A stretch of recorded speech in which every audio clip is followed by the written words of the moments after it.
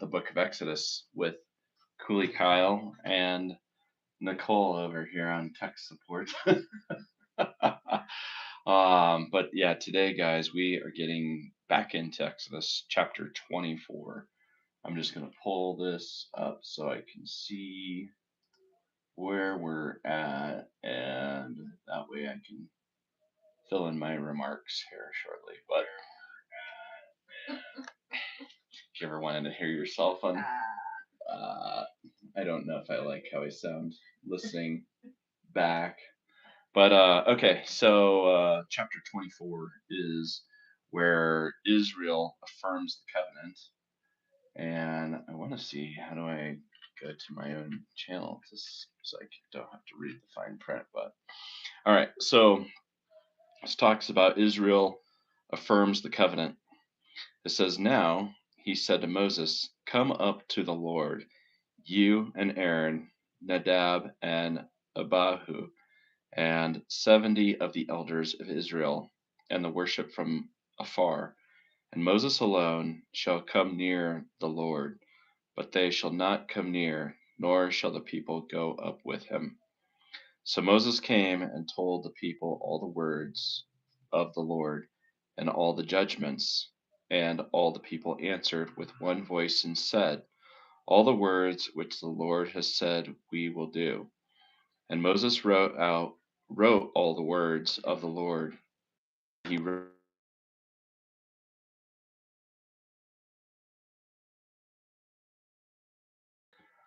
sorry if that paused, I apologize. I get phone calls and it messes with the live feed. Now I got the chat on so I can at least see it on my phone. But says, and Moses wrote all the words of the Lord, and he rose early in the morning and built an altar at the foot of the mountain, and the 12 pillars according to the 12 tribes of Israel. Then he sent young men of the children of Israel who offered burnt offerings and sacrificed peace offerings of oxen to the Lord. And Moses took half the blood and put it in basins, and half the blood he sprinkled on the altar. Then he took the book of the covenant and read in the hearing of the people. Then they said, 'All that the Lord has said we will do, and be obedient.' And Moses took the blood, sprinkled it on the people, and said, 'Look,' or it said, 'This is the blood of the covenant which the Lord has made with you according to all these words.'" Aren't we happy that we're not doing that anymore? So it's wild, but good morning to all you beautiful people. Thank you for joining us for Bible study. What's up, Dago? So this next part we're talking about on the mountain with God, and it says, "Then Moses went up, also Aaron, Nadab, and Abihu, and 70 of the elders of Israel, and they saw the God of Israel. And there was under his feet, as it were, a paved work of sapphire stone, and it was like the very heavens in its clarity. But on the nobles of the children of Israel he did not lay his hand. So they saw God, and they ate and drank. Then the Lord said to Moses, 'Come up to me on the mountain, and be there, and I will give you tablets of stone, and the law and commandments which I have written, that you may teach them.'" Thank you, Dago. I appreciate you subscribing and liking. In verse 13 it says, "So Moses arose with his assistant Joshua, and Moses went up to the mountain of God, and he said to the elders, 'Wait here for us until we will come back to you. Indeed, Aaron and Hur are with you. If any man has any difficulty, let him go to them.' Then Moses went up to the mountain, and a cloud covered the mountain. Now the glory of the Lord rested on Mount Sinai, and the cloud covered it 6 days. And on the seventh day he called to Moses out of the midst of the cloud. The sight of the glory of the Lord was like a consuming fire on top of the mountain in the eyes of the children of Israel. So Moses went into the midst of the cloud and went up to the mountain. And Moses was on the mountain 40 days and 40 nights. That's the end of chapter 24, by the way. Chapter 25 starts with the offerings for the sanctuary. It says, Then the Lord spoke to Moses, saying, Speak to the children of Israel, that they bring me an offering. From everyone who gives it willingly with his heart, you shall take my offering. And this is the offering which you shall take from them: gold, silver, and bronze, blue, purple, scarlet thread,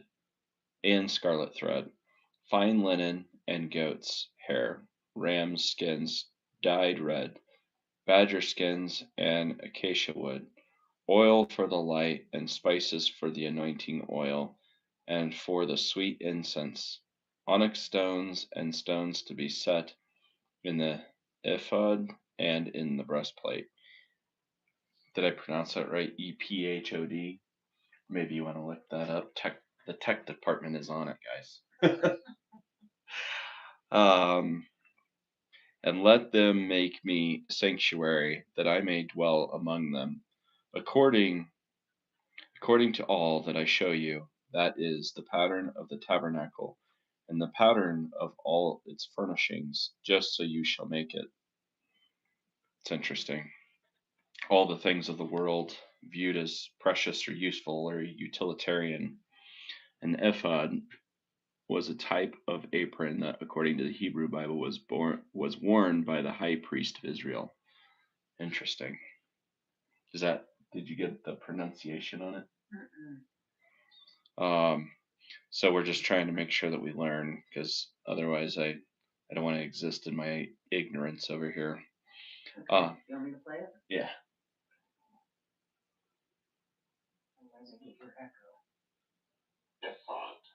Ephod. Okay. Ephod. Ephod it is. All right. So the Ark of the Testimony in verse 10, chapter 25. And they shall make an ark of acacia wood. 2.5 cubits shall be its length, a cubit and a half its width, and a cubit and a half its height. So a cubit is basically from here to here. So, and I guess there was a thing called a royal cubit, which Richard told me was like another 50% of that length, roughly. Obviously depends on the person. If they're really tall, their cubits are going to be off. And you shall overlay it with pure gold, inside and out you shall overlay it, and shall make on it a molding of gold all around. You shall cast 4 rings of gold for it, and then put them in its 4 corners. 2 rings shall be on one side, and 2 rings on the other side. And you shall make poles of acacia wood, and overlay them with gold. You shall put the poles into the rings on the sides of the ark, that the ark may be carried by them. The poles shall be in the rings of the ark. They shall not be taken from it, and you shall put the ark, the testimony, which I will give to you. It's interesting, the testimony is capitalized in here. Maybe you can ask that question too. Is that equivalent of, I guess, God's presence within that? Testimony which I give you, is that the 10 Commandments? That's what I'm wondering. I think that this is also referred to as the ark. Well, we have somebody who's very hungry over here for chicken or Bible study.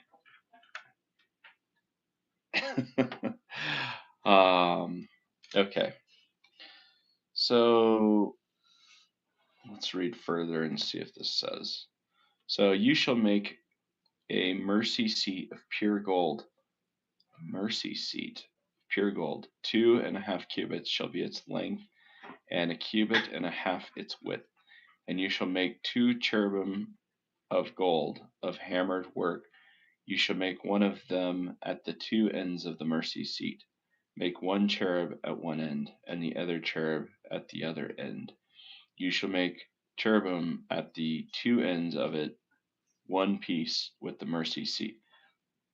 And the cherubim shall stretch out their wings above, covering the mercy seat with their wings, and they shall face one another. The faces of the cherubim shall be toward the mercy seat. You shall put the mercy seat on top of the ark, and in the ark you shall put the testimony that I will give you. And there I will meet with you, and I will speak with you from above the mercy seat, from between the two cherub which are on the ark of the testimony, about the about everything which I will give you in commandment to the children of Israel. And it it refers to the two stone tablets inscribed with the 10 Commandments which God gave to Moses on Mount Sinai. So that's actually interesting because it is the word of the Lord, which is basically instructions, the 10 Commandments of how to live, which I feel like is interesting. Like every time I write Bible, I have that tendency to capitalize it, right? Just I don't know if that's out of just being taught that way or reverence or what, but Seems to me like respect, like capitalizing the G in God. yeah, the G in God. So the like Elohim, I don't know if that was Hebrew or Greek, I can't remember, but it's like the little God or gods, period. But the big G is also Elohim. Hmm. But it's yeah, interesting. I guess just if you guys know anything more there, tell us. But same thing with the H's and he and Lord. It's the Yes. capitalization, right? Um, so the table for the showbread, you should go and make a table of acacia wood. 2 cubits shall be its length, a cubit its width, and a cubit and a half its height. And you shall overlay it with pure gold, and make a molding of gold all around. You shall make it for a frame of hand breadth all around, and you shall make a gold molding for the frame all around. And you shall make it 4 rings of gold, and put the rings on the 4 corners that are its 4 legs. The rings shall be close to the frame, holders for the poles to bear the table. And you shall make the poles of acacia wood, and overlay them with gold, that the table may be carried with them. You shall make its dishes, its pans, its pitchers, and its bowls for pouring. You shall make them of pure gold. And you shall set the showbread on the table before me always. And me is capitalized as it's God. But the gold lampstand in chapter 25, verse 31. You shall make you shall also make a lampstand of pure gold. The lampstand shall be of hammered work. Its shaft, its branches, its bowls, its ornamental knobs and flowers shall be of one piece, and 6 branches shall come out of its sides, 3 branches of the lampstand out of the one side, and 3 branches of the lampstand out of the other side. 3 bowls shall be made like almond blossoms on the one branch, with an ornamental knob and a flower, and 3 bowls made like almond blossoms on the other branch, with an ornamental knob and a flower. And so for the 6 branches that come out of the lampstand. On the lampstand itself 4 bowls shall be made like almond blossoms, each with its ornamental knob and flower. And there shall be a knob under the first 2 branches of the same, a knob under the second 2 branches of the same, and a knob under the third 2 branches of the same. According to the 6 branches that extend from the lampstand, their knobs and their branches shall be one piece. All of it shall be one hammered piece of pure gold. You shall make 7 lamps for it. They shall arrange its lamps so that they give light in front of it, and its wick trimmers and their trays shall be of pure gold. It shall be made of a talent of pure gold with these utensils. So I know the talent used to be a unit of measurement. I don't, maybe if you want to see if you can find that. So yeah, it's actually interesting when you think about the man of many I equated this and it was like it might be a stretch, but I thought this was cool, like the Jack of many trades, master of none. But I equated it to maybe it was man of many talents, but that would be a man of much wealth. But talents were skills and they could be monetized as well, which I thought was interesting. Takia, you are big. I err on the side of being larger human. Uh, Talent was originally an ancient unit of weight and currency, primarily used for measuring precious metals like gold and silver in the Old Testament. Can you please give a big shout out to my best friend? Her name is, I don't know if I'm going to pronounce that, I'm afraid. Was a substantial measurement with approximately placing its weight at 75 pounds. Wow, that's a lot of gold. Holy smokes. How much How is much gold? a talent was? Yeah. Mm-hmm. So that's a lot of gold. And gold is one of the, if not, it's one of the most dense metals, I believe. So it's heavier relative to its I size. put that passage into ChatGPT and asked it to create an image based on that passage. I'm waiting, it's rendering right now. Oh, cool. We're going to show you an image real quick. You can email it to me and I'll turn the camera around for everybody to see. Um, it shall be made, okay, of a talent of pure gold with all these utensils. And see to it that you make them according to the pattern which was shown to you on the mountain. You guys want me to keep going? Another chapter? Yeah. 26? Okay. So, Rashik, how are you?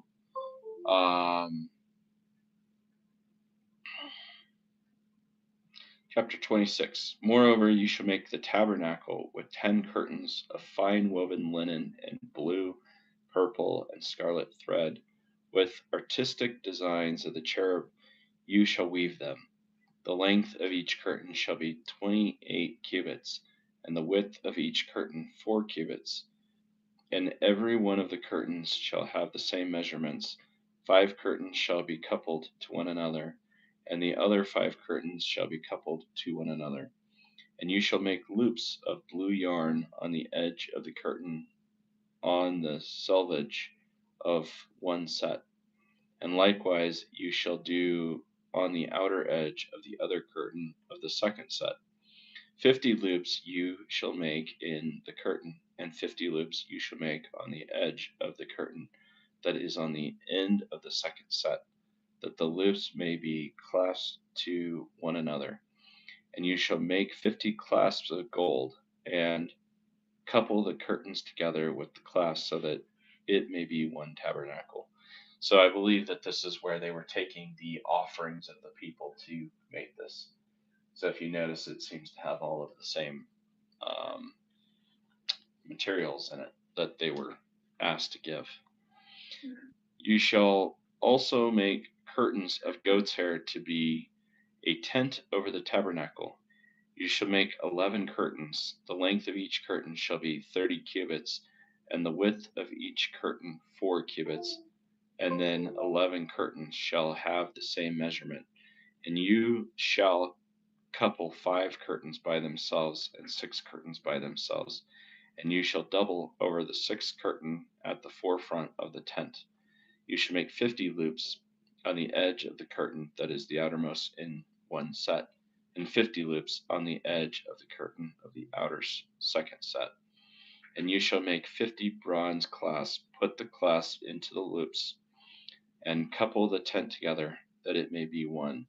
The remnant that remains of the curtains of the tent, the half curtains that remain, shall hang over the back of the tabernacle, and a cubit on one side and a cubit on the other side of what remains of the length of the curtains of the tent shall hang over the sides of the tabernacle, on this side and on that side, to cover it.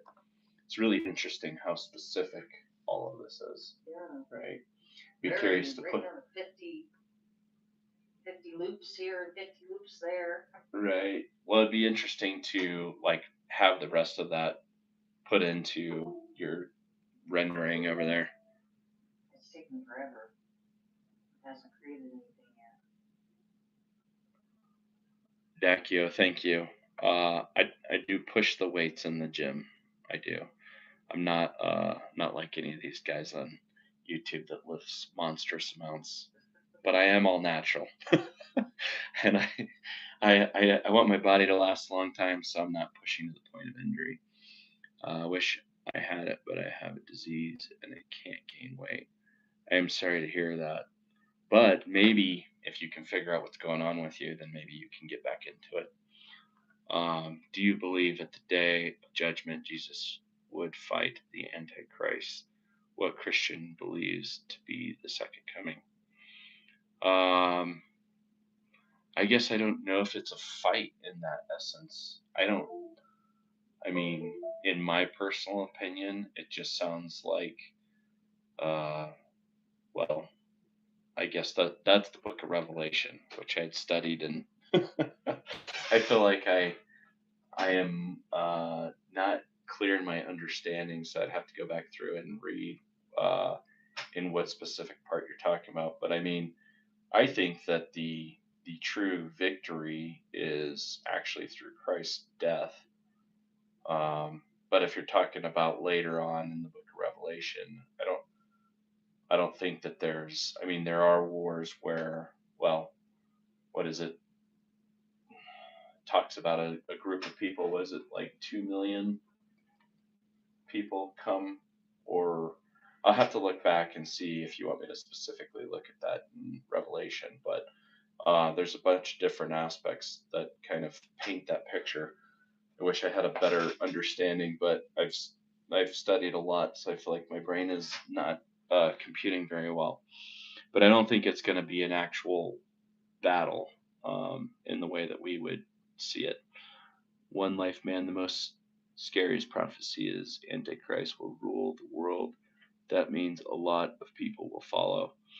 And that is true. And actually, that's the part that the book of Revelation does talk about, which, as believers, we would know that, I mean, we're not going to be able to use the normal economy. So, in that essence, I think that that's a warning. It's a warning to prepare uh, the things around you to be able to survive your along with the people, but also it's preparing your mind and it's preparing your heart in that essence. Um, and oh, that's Richard says at the beginning of the 1,000 years, the beast and the false prophet are thrown into the lake of fire. So there you go. And um, so I think that that's kind of my take on it. But um, I don't know. I mean, I think that the biggest thing is to prepare yourself, because you don't wait until, like it Bible talks about, basically planning for when the thief would come and enter your house, but you don't wait until that time because you don't know when it is. And so, even though we can see there's signs of the times that are nearing, that's the point. And I think, since Richard, you're watching, that's also, we see signs of the times, but we do not know of which it is, right? So that's part of my goal here, is to prepare myself and all the people that I love and care for, that they need to know this truth, and they need to know the path for what is their strategy in that time, right? In end times. So let's see, where was I at in the I I think I sent was you a at, couple images. I emailed you a couple. I don't know how accurate they are, but all right, Doc is cranking them out, and ChatGPT is still working on the first one. really, Yeah. okay. Well, hopefully it's that much better. It's gonna be disappointing if that's all right. So you guys want to see the what they refer to as the ark of, what do they call it? The ark of the testimonies. Yeah, I don't know how accurate it is. The Bible says when Jesus comes back, it's like the day of Noah, flood, and a lot of people die. I think that it's talking about that one life is in the essence of what's going to happen there. Oh, this is the lampstand. So this is the AI generated lampstand. Let me pull the other one up. And the times of no, I think, is also pertaining to the posture, the heart posture of the people, meaning that they, just like in that time, like there was no sin. Like even I think Webster's dictionary was even trying to remove the word sin because they don't want to give it any weight, and we have to know what sin is because that's falling short of what God has for us in that essence. Dakio says, a Muslim, though, I am trying to learn what Christian believes would happen on the day of judgment, since we believe that our holy prophet Isa Jesus would fight the Antichrist, which in our religion is to believe the Dajjal, the Antichrist. Now, the thing we don't know, Dajjal, the Antichrist, is like an entity or a system that is currently controlling people.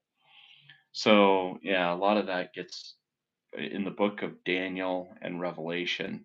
Um, and actually, I did some Bible studies on this too. I'd have you go and read those because they're going to be a lot more valuable than what I could tell you. But also, maybe I can have um, your dad or Richard or my mom come in and talk about that too.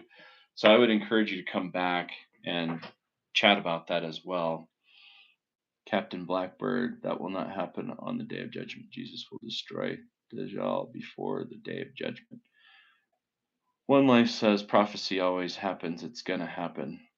Well, and that's the interesting part about the Bible is maybe you can search that, is how many biblical prophecies were fulfilled. And I think it's something north of 2/3 of them. Uh, I can't remember. I don't know if you want to look that up or I can. Um, but it's a lot. And Captain Blackbird says those are two separate events. So yeah, there's an important separation and distinction amongst all of this. So that's something that I would say. Here's the this is the thing is that in these conversations, this really leads me to identify the fact that uh, we have to know for ourselves. So we go back through and read all of that. Um, Captain Blackbird says, before the day of judgment begins, the universe will be entirely destroyed. So I say go back through and read the book of Revelation and Daniel to get a clear understanding of that. And at some point, there's also I'm gonna do a Bible study, basically talking about differences with Islam and Christianity. Even I'll throw Judaism into there eventually, but for me, it's like I still feel like I don't have a great understanding of the Bible as much as I would like before I would get into that topic. But I'm going down that road. So if you're interested, then that's just with full transparency. Maybe Richard is trying. He might be trying to call you. Might um before the We were doing Bible study. before the day of judgment. Oh, sorry. One Life says, do you think if they expose alien existence will ruin all religion? No, but I've heard the theory that a lot of our government just, they like keeping us in the dark. And I feel like the dark is deceit and manipulation. And here's the thing is that the Bible supersedes all of that other stuff just because you have to be able to rightly divide the truth and the knowledge in this essence. Because what happens is that um, if you're thinking that you're buying into something like that, there's been a lot of thought that the government is planting seeds, which will lead us into believing that aliens and there's life on other planets, which we don't necessarily know, but in the likelihood that all of the end times is happening, they would want you to believe in something that is false instead of buying into the truth. And so that's probably my warning, my admonishment is just that you get into learning what the Bible has to say so that you know for yourself, right? And so don't trust that the government's going to tell you, and don't trust that it's aliens. There might be there's going to be a lot of other things that are happening, and they will be supernatural. So at least with what we understand. Hello from Greenland. How are you doing? No, I don't. I'm going to butcher your name if I try it. Stephen Hill, depends on how you interpret the serpent in the garden. Was it Satan or was it a lizard person that went underground? Well, and I think that that's just where we come back to rely on what the Bible tells us. Um, so I'm going to get back into chapter 26, verse 14. And this is in the book of Exodus if you guys just joined us. But it says that, and for the tabernacle you shall make the boards of acacia wood, standing upright. 10 cubits shall be the length of a board, and a cubit and a half shall be the width of each board. Two tenons shall be in each board for the binding of the other. Thus you shall make for all the boards the tabernacle, and you shall make the boards for the tabernacle, 20 boards for the south side. You shall make 40 sockets of silver under the 20 boards, 2 sockets under each of the boards for its 2 tenons. And for the second side of the tabernacle, the north side, there shall be 20 boards, and their 40 sockets of silver, 2 sockets under each the boards. For the far side of the tabernacle westward you shall make 6 boards, and you shall make 2 boards for the 2 back corners of the tabernacle. They shall be coupled together at the bottom, and they shall be coupled together at the top by one ring. Thus it shall be for both of them. They shall be for the 2 corners. So there shall be 8 boards with their sockets of silver, 16 sockets, 2 sockets under each of the boards. And a tenon is a woodworking joint component. It is the projecting piece at the end of a board of timber that is designed to fit snugly into a corresponding cavity, called a mortise. Together, the mortise and tenon joint is one of the oldest and strongest methods for binding 2 pieces of wood. Thank you. Appreciate that. And One Life says there's a lot of stuff we don't really understand about the Bible. The Bible is trying to say something, but metaphorically. Well, and I think it could be metaphorically speaking that or figuratively, but I think it could also be very literal. And so when you look at um, things that you could interpret that way, they could also be, you know, okay, we might be saying something completely different. Although if you're like Paul and you're writing Revelation in prison, you might encode it so that you might still be able to send out your message and not be put to death. Um, but I don't know. Who knows? So there's a lot of interpretations also in the book of Revelation. Um, but I think that that's the point of getting into it and starting to uncover what it is trying to tell us. Verse 26, chapter 26, and you shall make bars of acacia wood, 5 for the boards on one side of the tabernacle, 5 bars for the boards on the other side of the tabernacle, and 5 bars for the boards on the side of the tabernacle for the far side westward. The middle bar shall pass through the midst of the boards from end to end. You shall overlay the boards with gold. Make the rings of gold as holders for the bars, and overlay the bars with gold. And you shall rise up the tabernacle according to its pattern, for which you were shown on the mountain. You shall make a veil woven of blue, purple, and scarlet thread, and fine woven linen. It shall be woven with an artistic design of cherub.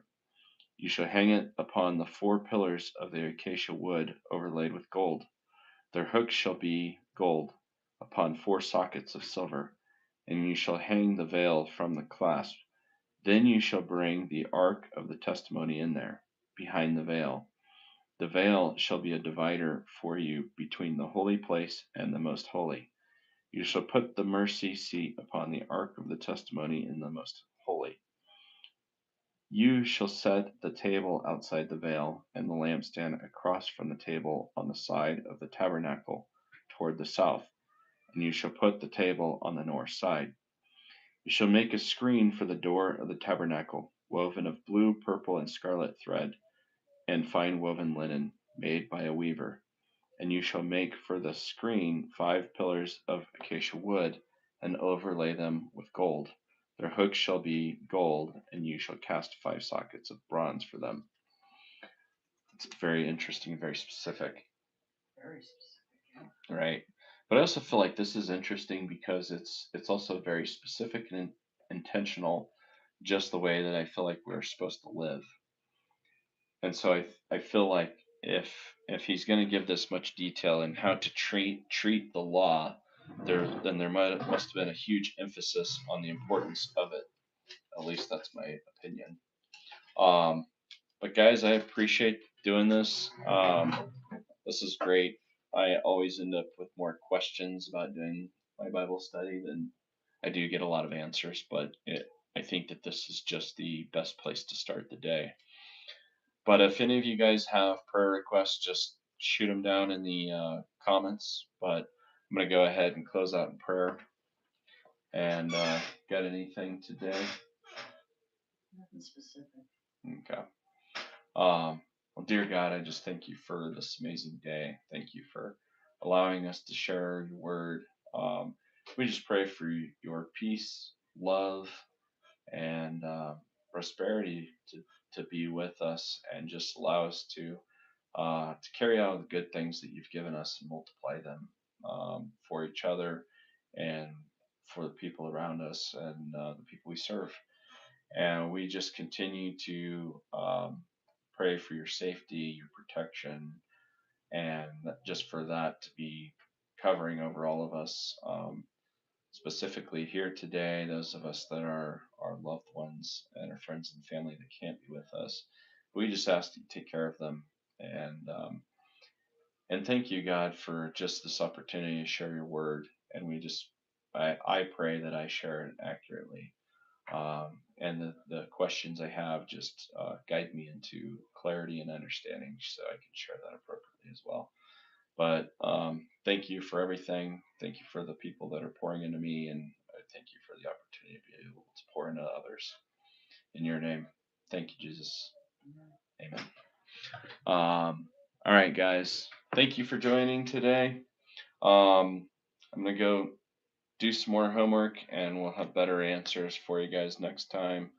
If I get more time, I'll dig into this. But thank you so much for joining. Have a blessed day, and more than likely be on tomorrow. Tomorrow afternoon, I think I'm coming on, but I might do one in the morning, just because I think that the topics are going to be different. So, all right. Well, guys, go forward in love and speak the truth out of love in your name.